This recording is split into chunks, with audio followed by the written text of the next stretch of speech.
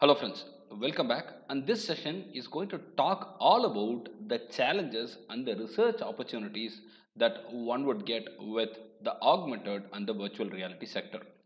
I have placed a lot of videos in the augmented and the virtual reality sector which talks about what can you do, how can you do, and some applications also I have developed and we have displayed it there in the playlist. But now it's going to be the challenges and the research opportunities that you get with augmented and virtual reality. We are going to have the discussion about the research scope, challenges, and we will quickly understand how important it is to create content for augmented and virtual reality very nicely. And that's the scope of this session. Right. Before we dive deeper, we need to first understand, do we have a market? Do you have market for augmented and virtual reality? Yes. The predictions are really superb, and they say that it's going to be around 750 billion USD by 2025. We have got a lot of market scope and values, and most importantly, the employment opportunities will be really very cool, and the market is huge. The most important point that we need to be happy about is all the big players like the Microsoft, the Facebook, the HTC Corporation, the Sony Corporation, Google LLC, HP, and whatnot. Everybody is getting into augmented and virtual reality. There is a lot of demand for it, and the most important aspect to look into it is just not gaming sector which can gain out of virtual reality and augmented reality, but rest of the sectors also gain a lot of momentum to develop applications with AR and VR. That's what we are going to learn, and we will also understand about what are the chances there that we can use. Now, there is a interesting stat that was released by Statista, and they say that augmented and virtual reality can be used very clearly in healthcare, engineering, real estate, retail, military, and education, and all of them has got a lot of value. Each of them individually has got a lot of value and scope, and I'll also discuss that over a period of time in the same session. Right. Let's quickly understand before we dive deeper into the content what exactly is virtual reality, what is augmented reality. Simple, virtual reality is completely immersive. The moment you wear a headset or virtual reality glass or something like that, the content is created completely along with the environment for you, which is all digital around the user. It's like you getting into that immersive feel, and you will get the complete, you are completely into it, and you will not see what is happening outside. So, that is called virtual reality.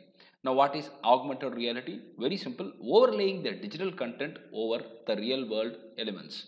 I now see something, I have got a camera and I'm seeing something. I can add some digital content over it and I call it augmented reality. Very simple, this is just for your recap. Right. How is it going? What people know about AR and VR? What people talk about VR? The source again is Statista, and view of Americans on VR sometime back is recorded as a very clean document over there, and I extracted some content out of it. And people say like this: this is the first time I hear this. I know the name, but I'm not much familiar with it. It's purely gaming tool, right? That's how people ask it. It's pretty expensive is another field. I think it will cause headache and motion sickness and fatigue. And it can as well lead to isolation. It can be addictive. All these are the opinions of people who talk about virtual reality.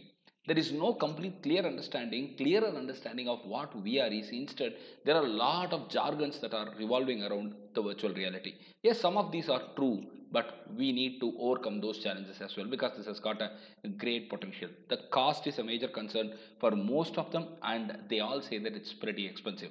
Let's understand the view that people have for AR, right? The first point is that the headsets are all really bulky and expensive to buy. It's not for normal man.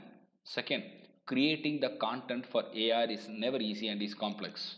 It could as well be expensive the moment you want to outsource it. What do you mean by that, sir?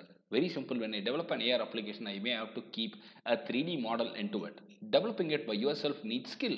But if you want to buy it from somewhere, it's going to be expensive. That's what it is. And a lack of regulations is a major concern. There are no stubborn laws, there are no regulations that are available for developing AR VR content. It's like anybody can develop anything and it can come online.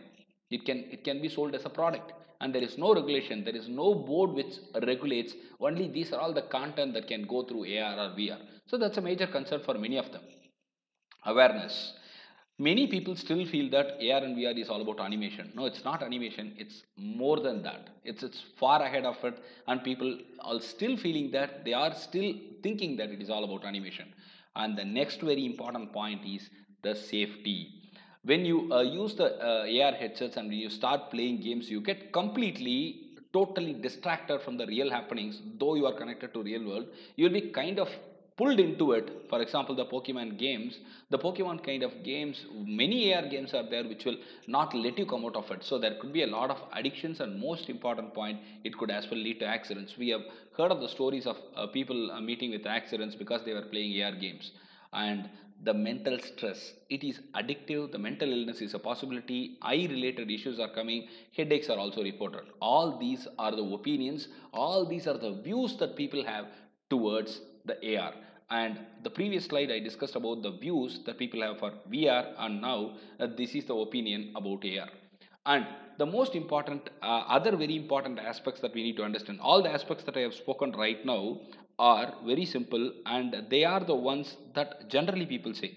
But overall, if you compare, overall, if you see, we have got other very important technological aspects also available which we need to understand.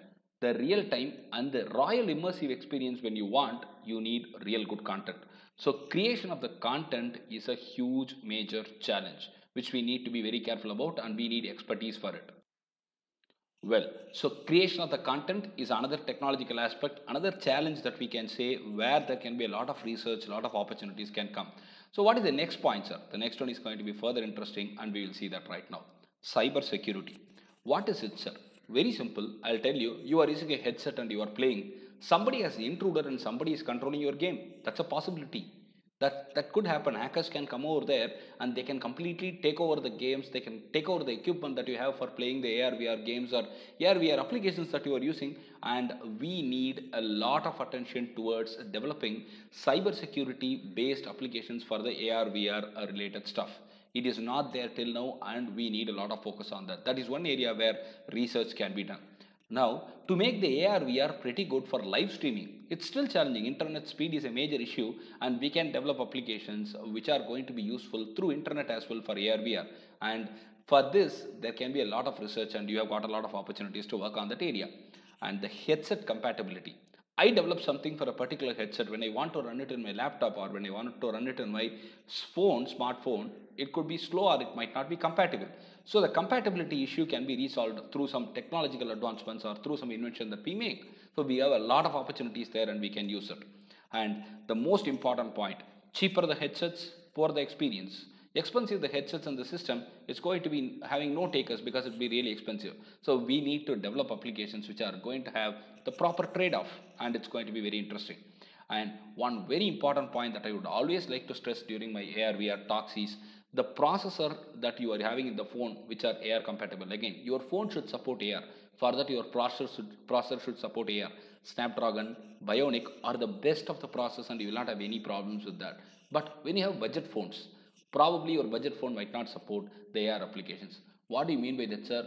You might give an input and the input will be realized and you can see the results after a few seconds, which might not be realistic for you, which might not be real time for you.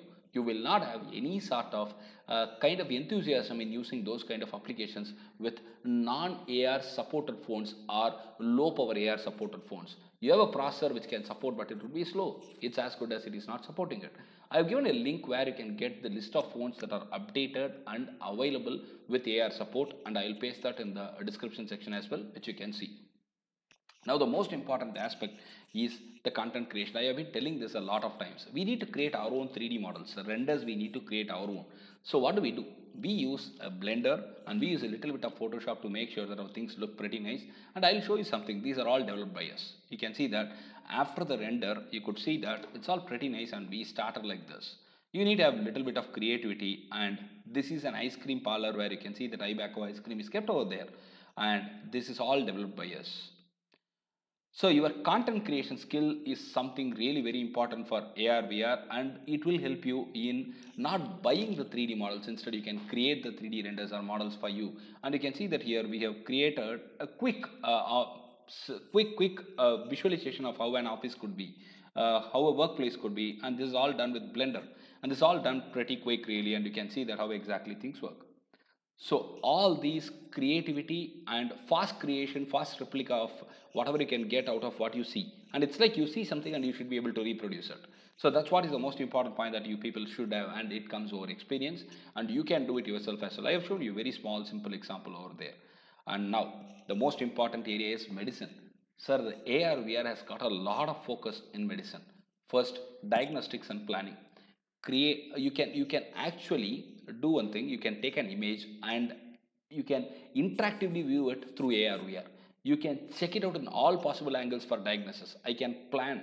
You can have a depth view with AR and VR. So you taking an X-ray, you taking an MRI scan, you taking any image for that matter, and you can understand things better with AR and VR more interactively. You can go and come out, depth information can be obtained using AR and VR. Training and learning. The medical field needs a lot of training. Surgical simulation can be done. People are working on that. And surgical simulation, the complex procedures for simulation and view, the dental procedures, all these can be trained properly with AR and VR tools and will be really helpful. Treatment. Telemedicine is a very important area which is growing, and AR VR can play a major role there. Artistic kids can be trained and the slow learning kids can be trained with AR VR games, so that can become adaptive and that can make sure that the kids understand things better more interactively. And depression and mental illness recovery can be done through AR VR applications, and people are already on it. And rehab, the rehabilitation is the most important sector where we have a lot of scope for AR and VR. For example, physiotherapy. You can design a lot of exercises which are very intuitive, interactive, and interesting. So people doing physiotherapy are really bored because it's all monotonous. So I need not do a monotonous exercise again, and it's going to be pretty interesting if you can add gamification there. The AR and VR has gotten a lot of gamification into medicine for rehabilitation, and you should understand that. Other areas and sectors where you can develop a lot of applications is travel and tourism. I develop an app for an instance with AR and VR, for example AR, which can help me in understanding what exactly is the particular tourist spot all about. When I launch the app, it should tell me the complete history of the tourist spot with a character connected to that particular place. For example, you take a temple, the person who built the temple must be there virtually available for you, and he should tell all the stories about the temple. How cool it is. It will be very nice, right? You need not require any guide for you to be pulled all over there and to tell the stories. It will be all fine. Military, you can plan for construction, you can plan for the schemes, and you can visualize the maps in a detailed way. Everything can be done even from your view to the next. You can see the complete tools and stuff using AR and VR to understand their operations better for military and related applications. Education, you can teach very interactively through AR and VR, and people are already doing a lot of good stuff here. For example, teaching biology will become pretty easy when you go with AR and VR. Teaching mechanical engineering, complex structures, you can teach it very nicely with AR and VR. And retail stores, you stay home, you sit at home, select the equipment. For example, you want to buy an earring, use our application, you will get the earrings available and it will tell you how exactly it could fit in your ear very nicely. Select your dress, select your whatever you want, you can select, and it can all be tried out virtually as well, and you will get a very nice selection done there through AR VR application. Sports, virtual assistant for walking, jogging, exercises, all these are available right now. You can launch a virtual assistant who will run in parallel with you, and he can give you company. He or she can give you company. That's all possible. During the time that you jog, you can really have somebody who can talk to you virtually, and he can set you goals, and you can beat your own self, and that could be a self motivation. And telemedicine, as I told you, has got an enormous amount of opportunities available over there, and I hope these are all available, and these are all being worked out right now by a lot of researchers and application developers. You can give it a try. The opportunities are really endless, and there are challenges. Nevertheless, there are challenges, and it would all be interesting only when you have challenges, I feel. So try it out, and if you have any questions, you can let me know. Before I close, I will tell you the list of headsets that are available from the lowest version, from the lowest configuration till the most expensive configuration. I have listed it here. It's Google Cardboard, followed by Viewmaster, Google Daydream, Samsung Gears are available, Sony Morpheus, Oculus, HTC Vive. And these are all some of the headsets I could quickly collect and present it in front of you in the order of the expense, in the order of the cost connected to it.